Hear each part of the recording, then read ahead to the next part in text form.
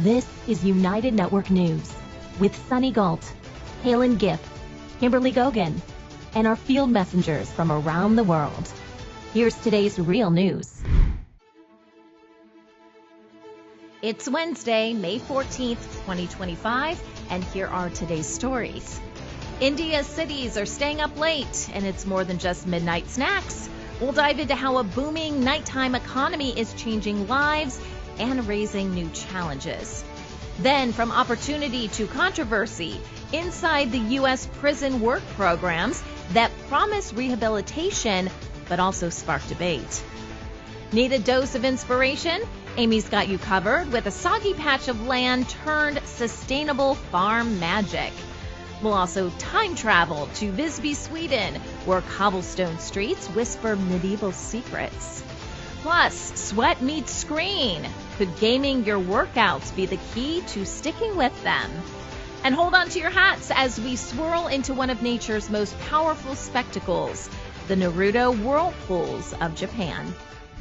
Over the past decade, India's booming economy has sparked a quiet revolution after dark, the rise of the nighttime economy.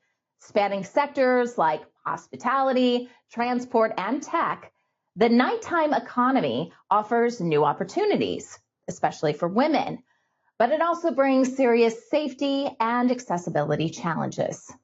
From late-night shifts in tech parks to round-the-clock delivery services, India's nighttime economy is booming. Cities like Bengaluru, Mumbai, and Hyderabad are at the forefront, offering extended hours, app-based cab services, and tech-driven workspaces that stay active well past sunset. For many women, this expanding job market means better access to financial independence, career growth, and flexible working hours. And yet, this progress is unequally distributed. Even with all of its promise, India's nighttime economy is still mostly a man's world. Deep-rooted gender norms and a lack of safe infrastructure keep many women from fully participating. They're often discouraged from taking night shifts or simply don't have access to secure, reliable transportation. In Bengaluru, just 36% of women feel safe on public transport at night. Mumbai, often called the safest city for women, still sees 26% of women feeling unsafe after dark. And New Delhi, the capital city, has the worst record, contributing more than 30% of all metro area crimes against women, according to data from the National Crime Records Bureau. A murder from 28th May 2023. A 16-year-old girl stabbed over 20 times by her 20-year-old boyfriend. Live-in relationship turns into absolute horror for a woman. A 24-year-old man kills his wife to marry another woman. The victim's body found in a refrigerator. A 20-year-old woman dies after being dragged under a car for over 12 kilometers. This is India's capital, New Delhi, the most unsafe metropolitan city for women in India. In recent years, Delhi has been the witness to some of the most horrific crimes against women nationwide. For years, Delhi has been an unsafe city for women. In its 2022 report, the National Crime Records Bureau said Delhi is the most unsafe metropolitan city for women across India, with 2 minor girls raped every day. And in the first 6 months of 2022, there was a 17% rise in crimes against women. Cases of assault on women increased by almost 19%, and cases of cruelty by husbands and in-laws increased by 29%. Unfortunately, many crimes go unreported. Instead of speaking up, some women quietly leave their jobs to avoid embarrassment, backlash, or creating conflict, especially in a society where victims are often blamed and not taken seriously. The rise in violent crimes against women across India has had a chilling effect on their participation in the nighttime economy. Understandably, many women don't feel comfortable working or even being out after dark, fearing for their safety. This directly impacts their ability to take advantage of the economic opportunities that come with nighttime work. A big part of the problem lies in the physical environment. Poor street lighting, irregular police patrols, and unreliable public transport make moving around at night feel risky. On top of that, there's a persistent social stigma around women being out late, especially alone. It's no surprise, then, that many women either avoid nighttime jobs altogether or put themselves in vulnerable situations just to get to work. Even in Bengaluru, a city known for its tech-savvy workforce and vibrant economy, safety remains a serious concern. How safe do you think Bengaluru is for women? Not very safe for any woman to be out in the night. Some places are safety and some are not. Bangalore is safe, but it's not safe enough to travel alone. It's been 2.5 years for me, and I don't think it's very safe. I only moved here like a month ago, and I haven't been to other states, but if it's a girl, I don't know, it's just weird that people keep staring at you. India's government has introduced several initiatives aimed at improving women's safety at night and encouraging greater participation in the nighttime economy. Efforts have included expanded street lighting, installing more CCTV cameras, and enhancing emergency response systems like women's safety helplines. In some cities, women-only transport options and safety apps have been promoted to make commuting at night slightly less risky. There's also been a push for more female representation in policymaking. The 2023 Women's Reservation Bill, intended to reserve 1/3 of seats in the lower house of India's parliament and state legislative assemblies for women, was passed with the goal of giving women a stronger voice in shaping public policy, including safety measures. However, implementation of the bill is still pending and may take years before any direct impact is felt. Despite these efforts, gaps remain. Many initiatives lack consistent follow-through and are rolled out unevenly across states and cities. Without a more coordinated approach that addresses not just safety, but also cultural attitudes and structural inequalities, meaningful change is likely to remain slow. In the United States, prison work programs aim to help inmates build skills, earn money, and sometimes even reduce their sentences. These programs are designed to prepare individuals for life after prison by teaching trades or providing work experience.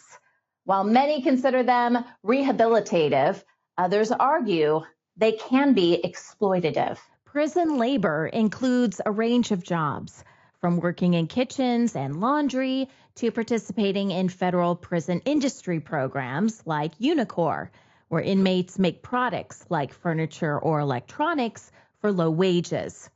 For example, the Idaho Correctional Industries, or ICI program, gives inmates hands-on experience in jobs like metal fabrication, office furniture production, and street sign making, with products sold to government agencies and schools.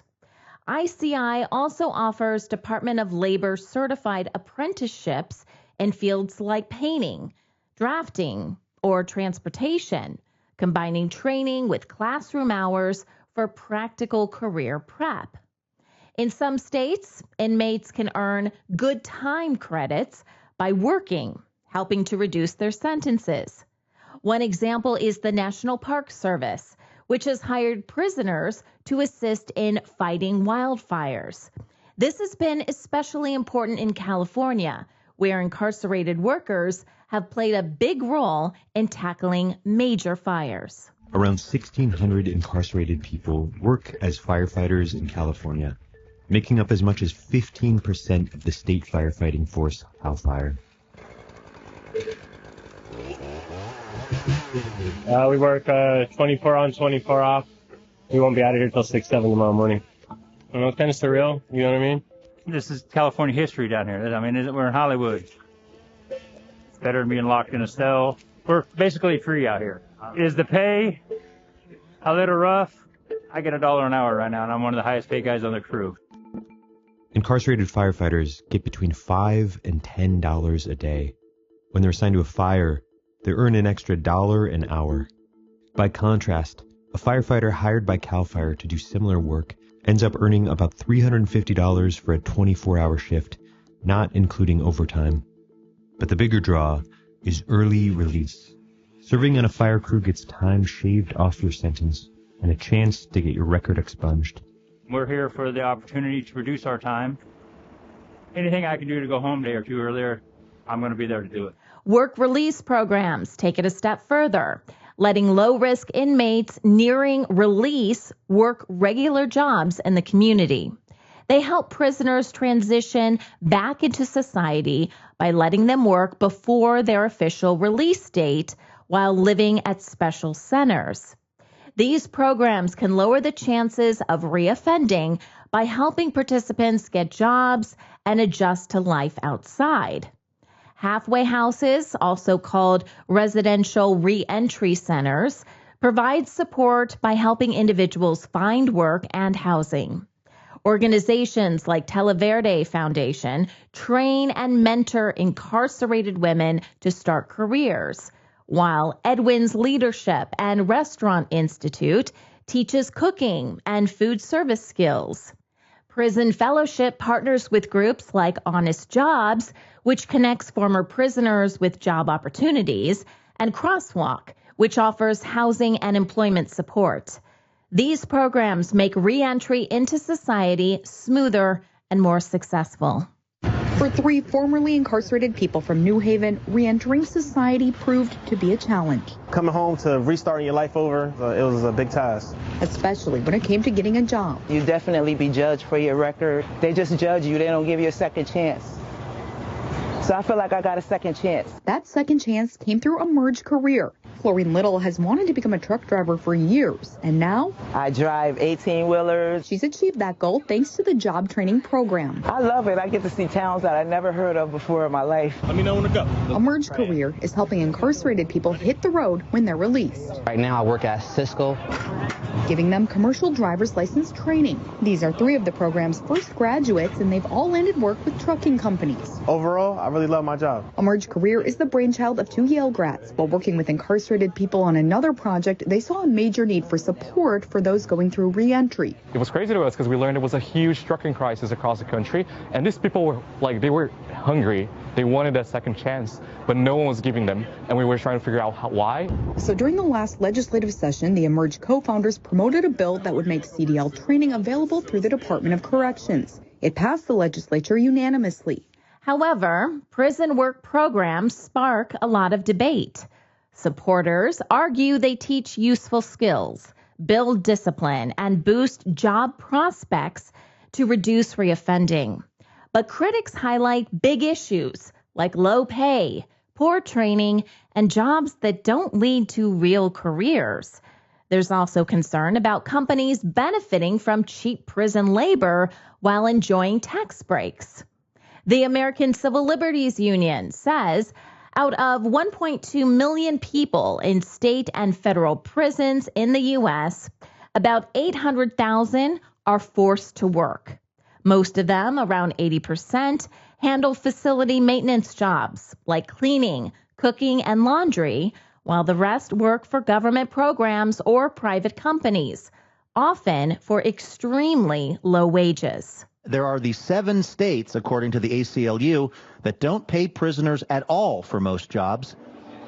And in those places, refusing to work can lead to loss of privileges or punishment, which critics say amounts to forced labor, labor that we on the outside benefit from.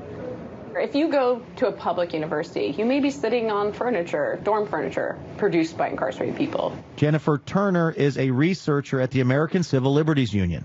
If you are in law enforcement, you may be wearing a bulletproof vest or in a car that's been serviced by incarcerated people. And if you go to the supermarket, you may be buying milk that came from cows that were milked and raised by incarcerated people. Inmates who complete vocational training or earn certifications have a better shot at finding jobs after their release.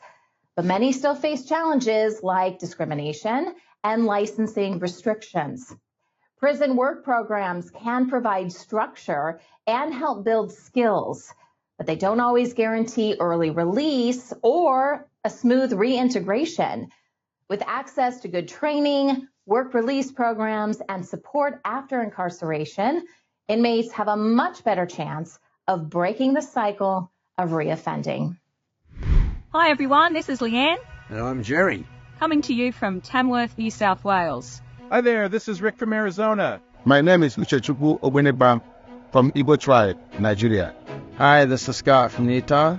I'm Annette from Agassiz, British Columbia. Hi, I'm Marcus Sulzet from Manipur State, India. Real people reporting real stories from all around the world. That's what United Network News is all about. Can you clap? We had a huge flood, which some call the flood of the century. No fake news here. Our field messengers share personal experiences of what's really happening in their community. We got some nice fish right here. At UNN, you are the news. My family and I had a very good time. Take the next step. Become a UNN field messenger and share the real news with the world. In the northwest province of South Africa, I am United Network News. I am United Network News. I am United Network News. I am United Network News, and if it's going to be, it's up to me. It's going to be, it's up to me. If it is going to be, it's up to me. If it's going to be, it's up to me. If it's going to be, it's up to us. Field Messages, United Network News. See you next time. Step into a world of possibilities with New Earth, a groundbreaking series that shines light on holistic ways to live, work, and thrive. Join us weekly to discover new innovative ideas and explore the world around us as we, together, create our future, our New Earth. UNN Field Messenger Amy shares an uplifting story of sustainable innovation. What was once swampy land is now a flourishing farm, made possible through striking a balance between water management and conservation. Field Messenger Amy reporting for UNN from a farm in Bridgewater, Connecticut. It is hard to believe that this area was once a swamp. The previous farm owner could not use this area and had it fenced off so the cows would not wander into the swamp. When it would rain, the water from the swamp would wash over the dirt road, eroding it, and then it would flow into the woods on the other side, where there is a natural spring that would run down. There is a natural spring under the ground that was making this area swampy. To solve the problem, the swamp was dug out into these 3 ponds. The first pond was dug out to about 16 feet deep. This pond is referred to as the swimming pond, and this rock you see is used as a diving board for swimmers. This swim pond then flows into the next pond that was dug out to about 14 feet deep and is referred to as the dog pond. This flows into a third pond, which is called the frog pond, and is only about 4 feet deep. There is a drainage pipe that goes from the frog pond underneath the road into the stream on the other side of the road that flows through the wooded area. This is an amazing way to solve a swampy, unused area of land. Thanks for watching. Have a great day. Bye. Dating back to the 12th century, Visby is renowned as one of the best preserved medieval towns in the Nordic countries and is a UNESCO World Heritage Site. UNN Field Messenger Susan shares its beauty. Hi, my name is Susan. Let me take you to Visby in this report for UNN. Visby, a Swedish fairy tale town on the island of Gotland. Ask any Swede about Visby and they'll probably get a dreamy look on their face. It's rare to find someone who isn't fond of this enchanting medieval town. Saffron pancakes are a local specialty, and if you ever wonder where Pippi Longstocking lived, this is the town. The well-preserved ring wall began to be built in the 13th century and was completed in the 14th century. The wall is 3.5 kilometers long and is fine to walk around it. There are 3 main gates for cars to pass in and out of the city, but 20 or so gates in total, often combined with a tower. Some of the towers you can even climb.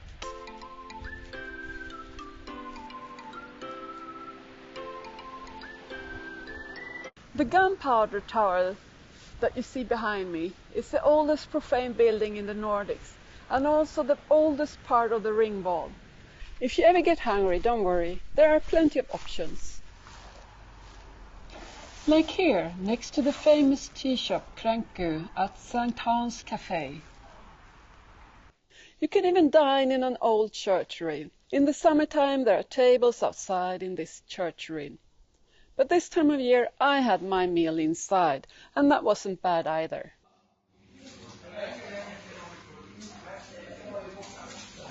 We are now at Stora Torget, the main square in St. Katarina's church ruins. The oldest finds have been dated to the 7th and 9th centuries AD, the Viking Ages. Well, if all those church ruins ain't enough for you, you can always pay the Cathedral of St. Mary's a visit. It's been a pleasure to show you Visby. So this is Susan reporting for UNN.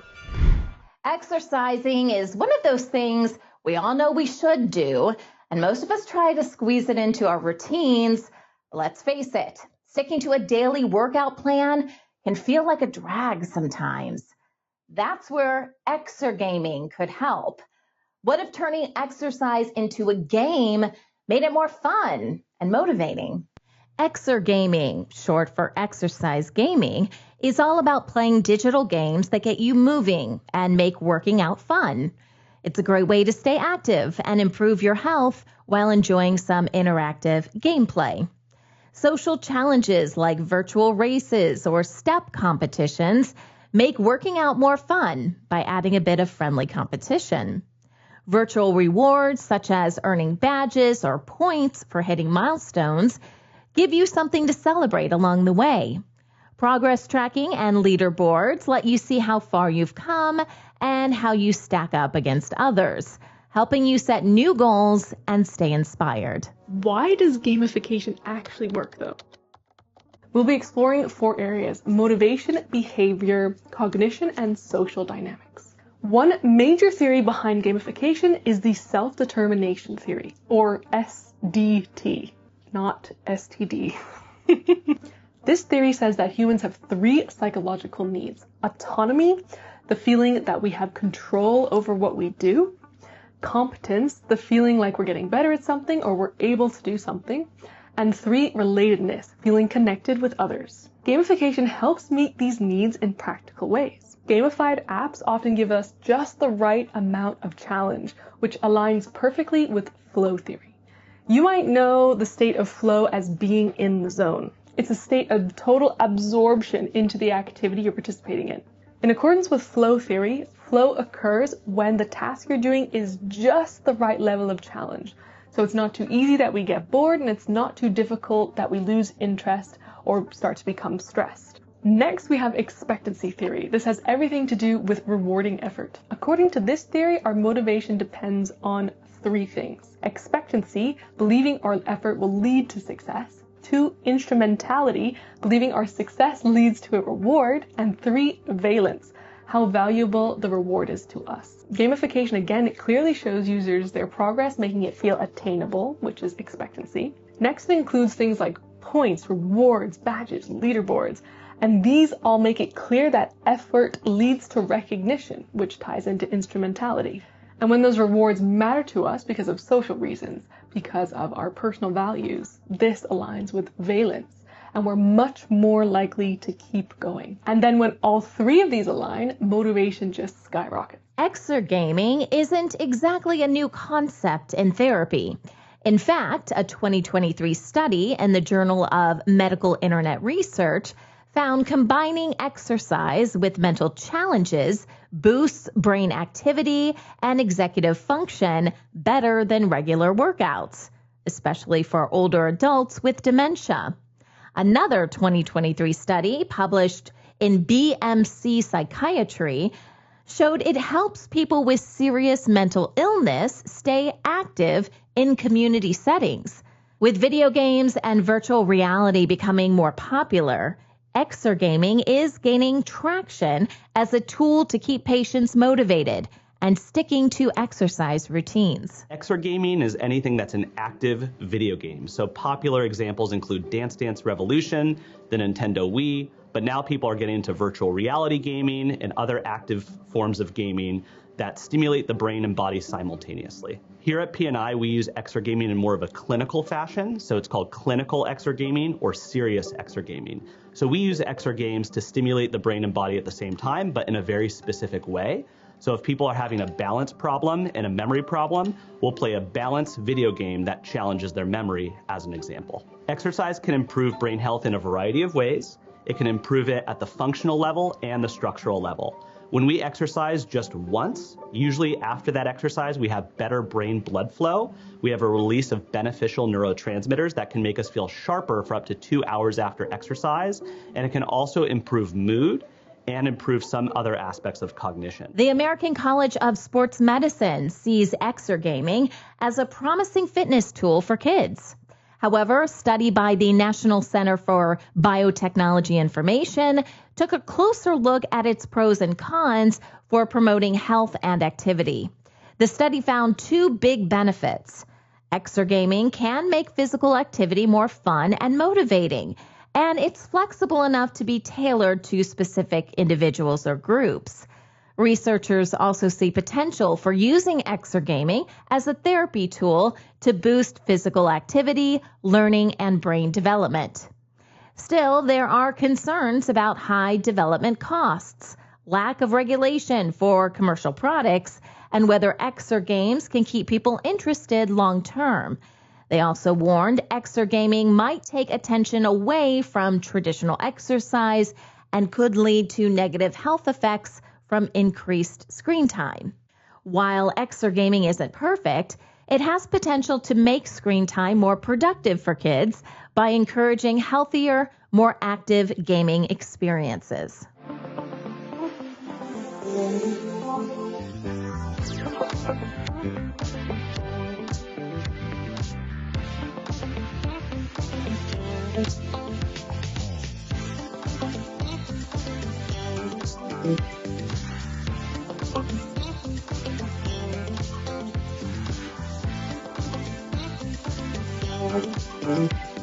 Well, thankfully, with the loose system in our big gym, we can also utilize some more educational games, not just fitness-related games like the basketball, the dodgeball, the soccer, the handball. There's also memory games. There's a 4-quadrant graphing game that you could play. It's really, really, really unique because that way we don't have to go outside. Also, it provides an easy access to water, good air conditioning. Gamifying fitness might sound like fun, but it has some potential downsides. It can lead to overcompetitiveness or an unhealthy obsession with tracking data like steps, calories, or miles. Research shows focusing too much on numbers can reduce enjoyment and motivation in time. For those who struggle with fixating on data, it might help to set limits or seek guidance. Exergaming is helping people who didn't enjoy working out before get moving in an engaging way. It can be a great starting point for beginners, offering motivation and a more interactive experience without the high cost of a gym or personal trainer. With balance and self-awareness, gamified fitness can make exercise more accessible and enjoyable. The Naruto Whirlpools in Tokushima, Japan are a remarkable natural phenomenon and among the largest whirlpools in the world. UNN Field Messenger Kozaki takes us on a journey to explore these impressive swirling waters. Hello, this is Field Messenger Kazuaki, reporting for United Network News from Tokushima, Japan. 先日友人たちと世界でも有数の大きさと強さを誇る珍しい海洋現象と言われているナルトの渦潮が見られる徳島県鳴門市を訪れました。環状船と呼ばれる観察専門の船に乗りまして渦巻きを間近に見られる鳴門海峡へ向かいます。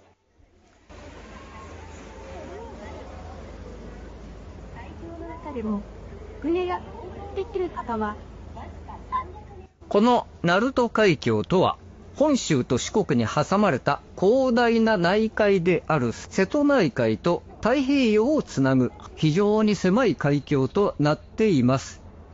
ここでは潮の満ち引きによって起こる潮位の差によりまして、太平洋から瀬戸内海へ海水が流れ込む、あるいは瀬戸内海から太平洋へ海水が流れ出すとき、その時にですね、海上に多数の大きな渦ができるというものであります。環状線は本州淡路島四国を結ぶ世界最長の瀬戸大橋、この下に向かいます。この渦潮、イタリアのメッシーナ、カナダのセイモア海峡と並び、世界の三大渦巻きと言われているようであります。大潮の時には一番大きい渦、これがなんと直径20メートルくらいになるそうであります。この日もそこそこの大きさの渦を見ることができました。もし日本にいらっしゃることがあれば、ぜひともこの鳴門の渦潮ご覧ください。素晴らしい体験となること間違いありません。This is Field Messenger Kazaki, reporting for United Network News from Tokushima, Japan. Thank you for watching. Are you ready to change the world? Take the next step and join our weekly Field Messenger meetings. Learn more at unitednetwork.earth.